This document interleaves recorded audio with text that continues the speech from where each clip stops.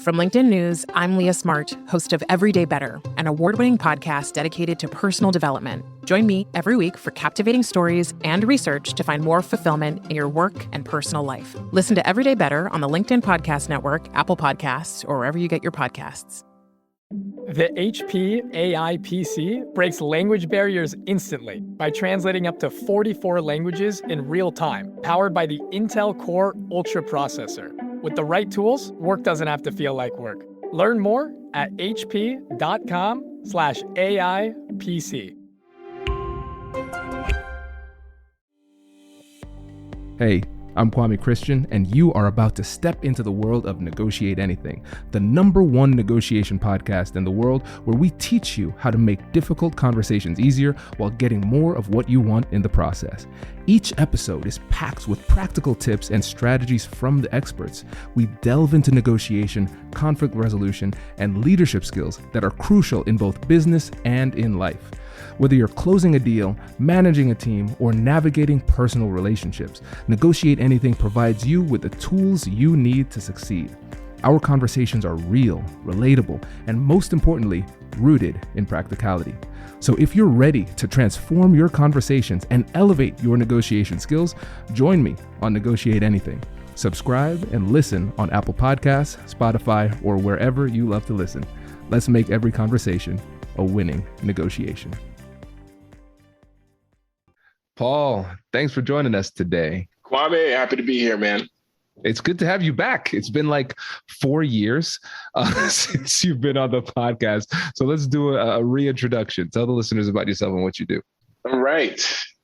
So I am an M&A attorney. I work at a firm called Skadden here in Washington, D.C., and I do M&A transactions, represent clients, private equity firms, public companies, private companies, and all types of different mergers, acquisitions, and corporate transactions. That's awesome. And listen, so listeners, Paul is one of my best friends. And so what often happens is when I have friends on the podcast, they're really humble. So let me throw him some alley-oops here. Hey, Paul, is Skadden a particularly good law firm? How would you rate them? Yeah, I think particularly in my field in M&A, mergers and acquisitions, Skadden is one of the top firms. I don't know where this humility is coming from, but if I recall correctly, it's like one of the #1 M&A firms in the country. So this is a big deal. And so the types of deals that you work on with mergers and acquisitions are pretty substantial. Can you give an example of what those deals those look like for the listeners? Yeah. So typically, we'll represent a Fortune 500 company, and we'll help them buy or sell part of their business to another Fortune 500 company or a private equity firm. And so typically our deals are valued anywhere between 800 million to $20 billion. I think the biggest deal that I've worked on was about 8 billion. But we deal with a lot of really, really big numbers in our deals. And so, yeah, it's just all across different industries too, in healthcare, in tech, in agriculture. I actually worked on my last deal that closed was representing a private equity firm and going into a joint venture with another private equity firm to buy like the biggest mushroom company in North America, which is so random, but it's really, really interesting. We get to we see all types of things that come across our desks, Skadden. And so it's pretty cool position, cool firm. That's awesome. That is great. So yes, listeners that just, want to make sure that y'all know that we're dealing with an expert here today. And so this episode is going to be a little bit different. So it's going to be less directive in terms of telling you exactly what to do. It's going to be more of an open conversation about negotiation styles, which will be cool. And so when I was talking to Paul before the interview started, he was talking about his approach to negotiation and then recognizing that different approaches are received differently from different people. So let's just start there and then we'll just chat from there. Sure. So I think that I've had the most success in life, not just negotiations, but literally in any aspect of life, when I am likable. So I generally try to establish some type of rapport with opposing counsel on these deals, whether it's, finding anything we have in common, if we went to the same school, or, if we play the same sports. And a lot of times that's not very apparent or obvious. So it takes a little bit of digging, but I try to find something that I have common ground with just to establish that. So I try to be likable. I try not to go in heavy handed on anything. And I usually always, my key kind of go-to is just basically trying to be likable. Yeah, no, I mean, it's simple, but often overlooked, especially in the legal world, speaking as a lawyer, and I think one of the things that's challenging about what we do is that we have high billable hour rates. And a lot of times we want to be efficient to the detriment of the deals in question, and so Right. How do you balance that when you're trying to build rapport and the other side might be trying to push forward and get down to business? Yeah, and that happens pretty often. So, when that happens, I typically try to, to be receptive to the fact that, people's time is precious, and that, we are charging somebody else for the time that we're exchanging niceties. So the thing about being personable, I don't think that it takes very long to at least establish just the general baseline of rapport that I try to do in these situations. I mean, it's literally just hey, how you doing? How's your Thursday? If it was a holiday weekend, how was your holiday? And then we get to business. So most of the time, I think people will, reciprocate, but sometimes it's kind of like hey, cool, let's get started. And then, I smile, and then we keep it moving. Yeah, and I think that's a really good point to make, because sometimes people feel almost like forced or obligated to engage in the chit chat and rapport building, which is important when the other person is clearly resistant to it. Like you can't bully somebody into having a friendly conversation. That's just not how it works. And then if you do that, it becomes weird. It creates a weird dynamic and the tension between you and the other side. And so what you're doing really is you're respecting them. They've clearly showed you how they want to be treated, and they want to be more focused on efficiency. And so you acknowledge it and say, hey, it sounds like you want to move forward, so let's move forward. And you transition into business politely. So I think that's important, because you're not forcing anything. Mm-hmm. Yeah. Now, there are times when that works and the other person's, they engage in some chit chat. But then there are other times where you're dealing with a force, when you have billions of dollars on the line, you run into some big egos and some big personalities, and some strong personalities. So can you describe what those stronger, more difficult personalities look like in your world? Whew. Okay, so no names, Paul. Don't say any names. No, I will not say any names or any firms. But there are some very notorious characters and individuals, and so I think the tough guys are particularly the ones who it is literally straight business. It's not even a hello. It's not a good morning in an email. It's not even like they don't even waste time in niceties via email, get alone in person. It's just questions. Answer. I don't like your answer. Your answer is stupid. Why would you have this answer? And so a lot of times it's like when people come in very hot like that, you immediately feel like you're in a defensive mode, and it's hard. It's kind of rattling sometimes, because it throws you off. And because you're instead of focusing on getting your points across and communicating your client's position, you're kind of just like fighting for your life in those situations. At least it feels like it.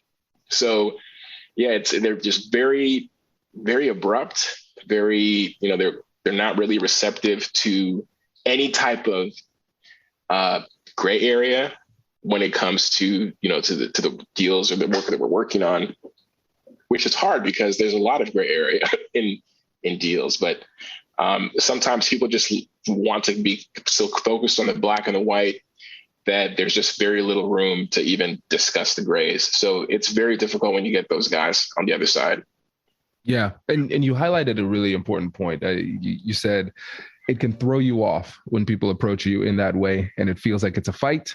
And the key word that I want to focus on is the feeling part, because we have the strategy that people are going to use. And then we also have on the other side, the emotional impact of the strategy that people use. And so what often ends up happening is that we break rules. One of the fundamental rules of negotiation, where you never trade emotion for substance. And so, for instance, if you think about it in a very basic way, you think about a toddler.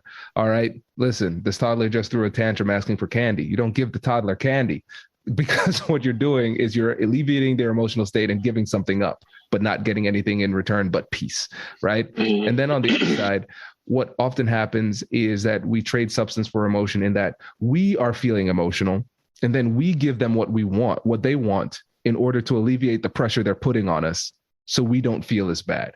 And so whichever emotional side you're trying to appease by trading substance for the emotion, it's still a mistake. And so I think it's really important to break down, like you said, the approach that people are using, and then the impact, the emotional impact it has on you, and the reality that a lot of times when you're under that emotional pressure, it makes it much more likely for you to make a mistake. Yeah. And you voluntarily make these mistakes. So when you are faced with somebody like that, what are some things you do to make sure that you can hold your ground and keep control of your own emotions? Yeah, so it is a lot easier said than done, but I focus. I find that it's very important, just like anything else in life, just to be really prepared, especially when you know what you're dealing with. If you've had a previous conversation and you realize, okay, this person is like this, then I just focus on being prepared and having my facts and my points that I'm trying to establish, so that it's very clear. I'm here to talk about X, Y, and Z. I don't care that you're giving me A, B, and C. We're going to talk about X, Y, and Z. And I've also found that it's very helpful in those situations when you get somebody who's just not, who's trying to win with emotion. I like to let them be. I like to be silent and kind of just let them listen to themselves talk. I find that it's a little bit disarming when somebody is being very aggressive with you and you just give them nothing back. And then what I found is normally they kind of, if they're emotionally intelligent, they'll kind of get to a place where they like realize, oh my God, this is a little weird, awkward. And then they'll tone it down themselves. Okay. This is good. Because we talk about silence a lot. And I think it's something that people hear all the time. Oh, in negotiation, use silence.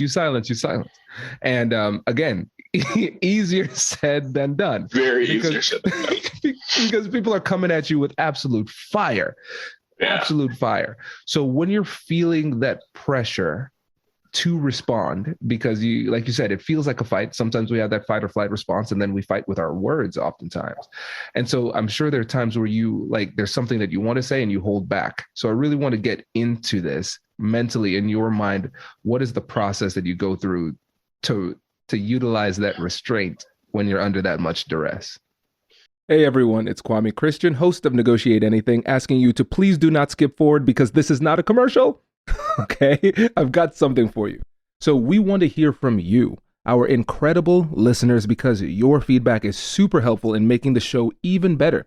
We've created a quick and fun form to get to know you, and this is your chance to make the show even closer to what you love. And here's the best part. If you fill out the form before December 31st, 2024, you'll be entered into a raffle to win a signed copy of my book delivered straight to your door. It only takes a few minutes, and your input will help to shape the future of Negotiate Anything. Find the form in the description of this episode, and we'll announce the winner in January. Who knows? It might be you. Thanks for helping us to make the show even better and even more connected to you. Good luck in the raffle. Yeah. Introducing the HP AI PC, your powerful AI assistant.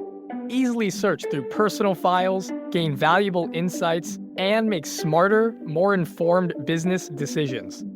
Unlock the future of work today with the HP AI PC, powered by the Intel Core Ultra processor.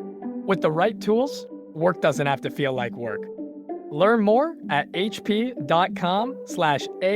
PC.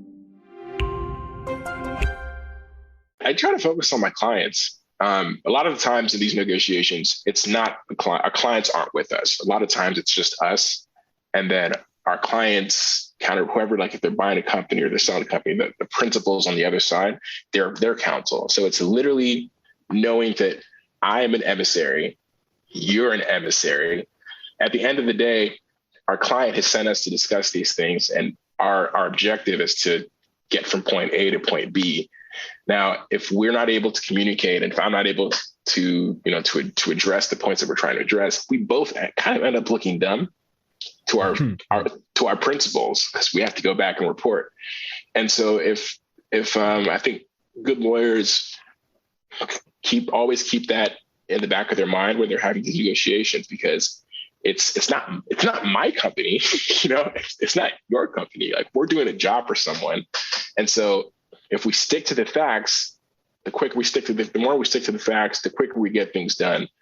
And our clients are both happy. And the cool thing about doing these deals is that there's a lot of room for both parties to win. You may not win everything, but you can both. A lot of times I feel like it's possible for my client to walk away feeling happy and your client to walk away feeling happy. And to just try to focus on finding those areas and knowing that this is a task that we've been sent to do, is what keeps me from going off the deep end. Have you ever seen, there's like these memes where people go to Chipotle, or these video memes, people go to Chipotle and like ask for, a chicken burrito, and the person in the Chipotle line will give them like a little half spoon of chicken. And the person will get really angry and say, "It's not your chicken. Give me a full spoon. It's literally, you didn't buy this chicken. I'm here." So I always think about that. It's like, let's focus on what's here in the job that we're supposed to do. Let's not get emotional about things that aren't directly affecting us, and, focus on the task at hand. I love this. And now that's going to be in my mind all the time. It's not chicken. That's hilarious. And it makes a lot of sense. And so let me zoom out a bit for the listeners, because not everybody's going to be an M&A attorney. Not everybody's negotiating these $8 billion deals, but we all have situations where we are confronted with people who are demonstrating bullying behavior, who try to steamroll us, and we need to figure out how to do it. And really simply, your strategy is twofold: focus and depersonalize. So you're here for a specific objective. Whatever that objective is, we have to figure out what that thing is and stay laser focused on it. And then just ask ourselves, hey, is this behavior, is responding emotionally in this moment, is that going to get me closer to my objective? Most likely not. So it keeps you focused. And that's really important. Yeah. And then depersonalizing it is great too, because you're saying, hey, at the end of the day, it's not my money. I'm here for my client. And I used to think that too all the time with my client. I was like, at the end of the day, it's not my problem. I want to help.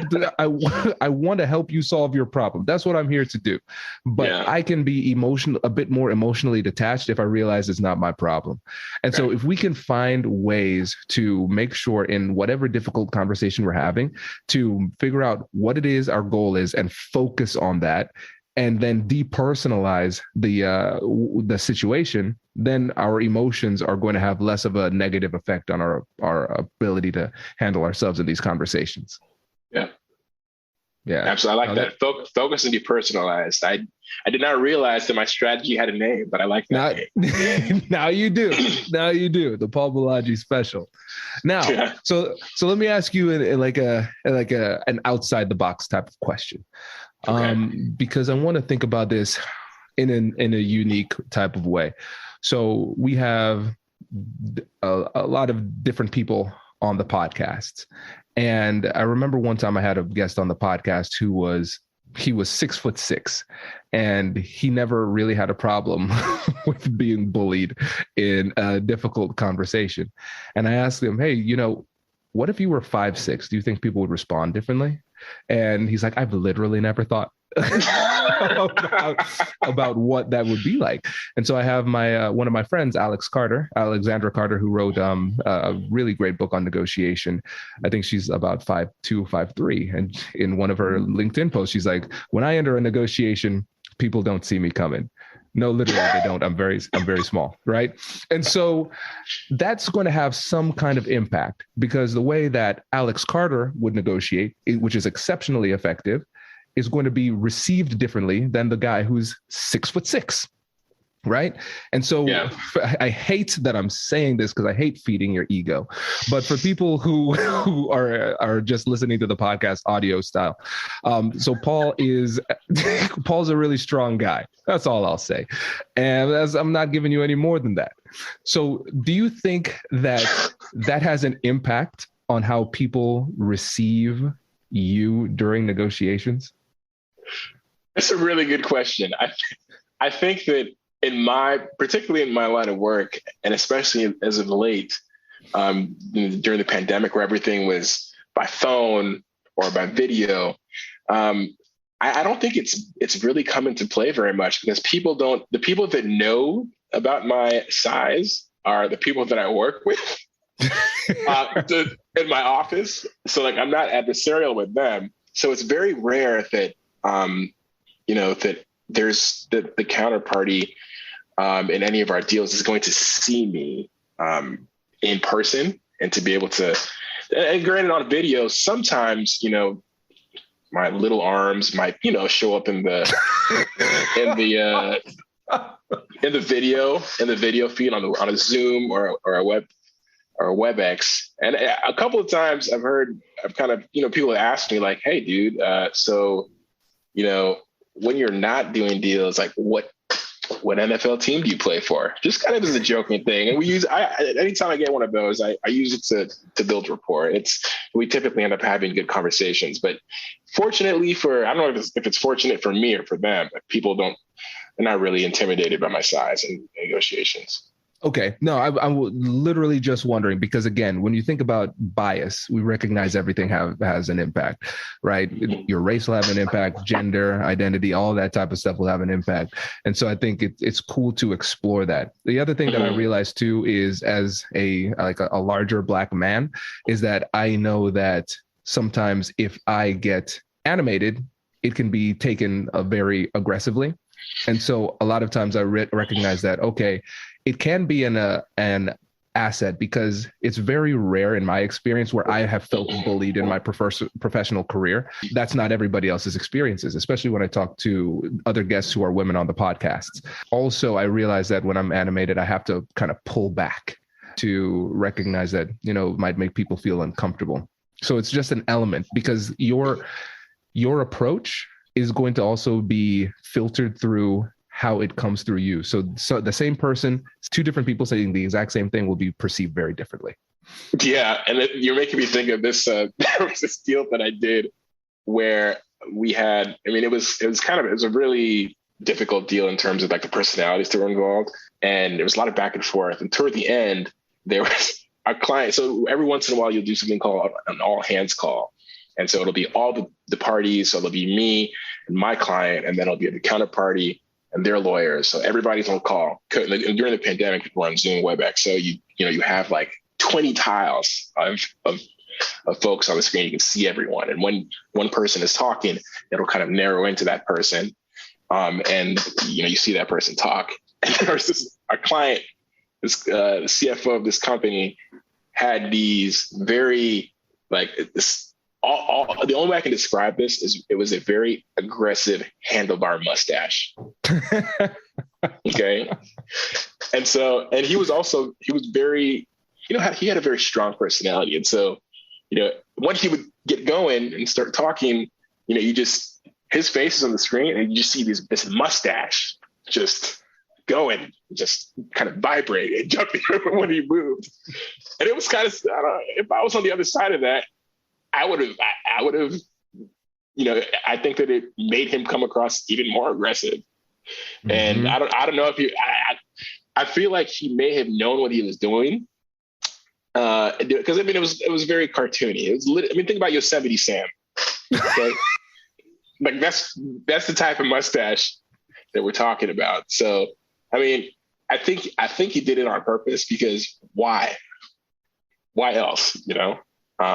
So that is a point. I think that I have actually seen, that's just an example, but I've seen people, try and, whether it's, even if it's not like a particular physical feature, they'll have something, or they bring something with them to try and bolster their personality and their strength, and when they're having negotiations. And for me, I just don't think that part of the reason, like you said, is like we're Black men, and we already can't. Especially as we're in the 6 foot club, we've got decent sized biceps on us. We can't just walk around flexing at people, especially in corporate America. So that's I don't find that to be a useful tactic, and it is something that I'm also very aware of when I'm having conversations with people, especially when they can see me. Mm-hmm. And we're having conversations that, where we're not seeing eye to eye on something. And even if they start to, and this is not that I'm thinking about this, I'm wondering if kind of subconsciously, this is part of what has helped me just kind of develop this focus and depersonalize strategy, because I don't ever want it to be that, oh, this big Black guy just yelled at me and bullied me. And it's something that, I've, this when growing up, like we've always been generally, in the population of people that are bigger than the other people around us in our immediate vicinity. And so, there's a certain level of self-awareness that you have to have in that situation. So it's a good definitely point. No, it's helpful. And one of the things that came up in one of my negotiation trainings I did, actually it was with lawyers, the Ohio State Bar Association. It was right at the beginning of COVID, like weeks after everything was shut down. So talking about virtual negotiations was really important. And one of the people who was in the training was saying, I love this. This is great. I don't need to see people in person anymore. Because one of the things that they said is I have a very soft voice, and I'm smaller too. And so it's hard for me. I don't feel as though I get that same respect at the negotiation table in person, but I found it a lot easier to negotiate virtually. And I do a lot of email negotiations up front to establish rapport and set boundaries. But then I would transition on to Zoom, and they actually felt more comfortable just not having the camera on for those reasons. But you can do things with your camera angle so nobody knows your size too. So like Zoom and just video calls, those type of things, it's kind of levels the playing field to a certain extent with some of those physical dimensions. And again, the reason why we have to explore this is because it matters. Because when I was talking to a former FBI agent, Joe Navarro, when he was on the podcast, he's the author of What Every Body Was Thinking. It's a body language book, great book, and another one called Be Exceptional. And I asked him, what is one thing that most negotiators, like most everyday business negotiators, don't understand about negotiation? And he says they don't understand that everything matters. The way you walk, the way you talk, the way you introduce yourself, all of these things, every single thing that people are perceiving matters. And so I think some people might listen and it might sound like our conversation has become superficial, but it's not. Because even though these things we could say theoretically or logically should not matter, we don't live in the theoretical world. We live in the real world, and psychology is real, and people are going to perceive things differently. And one of the things that I started doing is, after tough conversations with people, is asking them how I made them feel during the interaction. So not like, what did you think about what I said? I'm saying, how did I make you feel during it? And I've been surprised, Paul, because sometimes I thought like I handled it well and treated them respectfully. And they're like, no, I felt like you dominated that conversation. No, I felt like you belittled me in this way. And I was like, I was trying really hard to be empathetic And I would, instead of getting defensive, I would say, okay, tell me more. Was it particularly what I said? Was it the words that I used? And sometimes it's your tone. It was the tone. It was the way that you said it. It's like, okay, this is interesting. So I think it's important whenever possible to get that feedback to see how what you're saying is perceived, because sometimes if you just look at the transcript of what was said, it doesn't tell the whole story, because the perception is going to be different for different reasons. Yep. No, that's true. And there's that I can definitely think of a few times where I've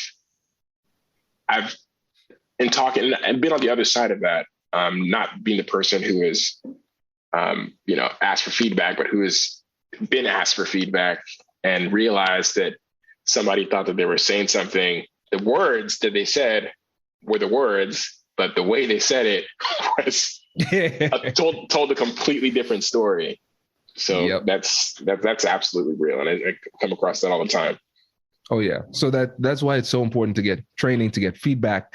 And even with my wife, if you're married, gosh. you know I worked super.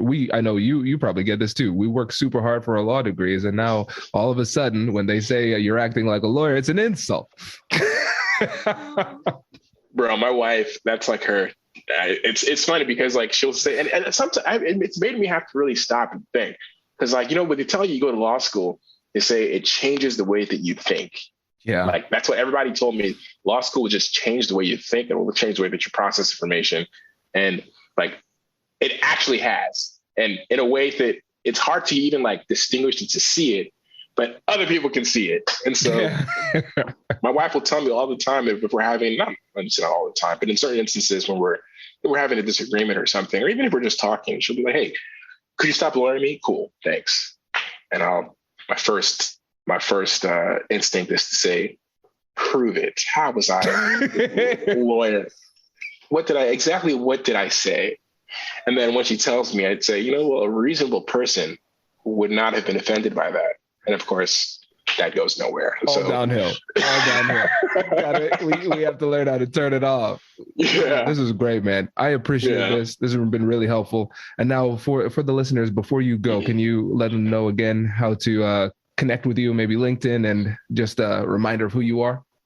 Oh, yeah, sure. So I'm Paul Bolaji, and you can find me on LinkedIn, just Paul O, and then Bolaji is my last name, Bolaji. I'm happy to chat with anybody who's interested in law school, anybody who's if you've got work that I could possibly help you with, or my firm could. Like I said, we have a little bit of expertise in M&A, so happy to connect. Perfect. Thanks, brother. Really appreciate it. Thanks, Kwame. Wait. Now, before you sign off, I have something to tell you that I've never told you before. Just kidding. I've told you before, but you should listen to it again. I want you to know about Negotiate Anything Premium. Imagine all of the things that you love about our traditional feed, plus so much more. I know you like our traditional feed because you're at the end of the episode.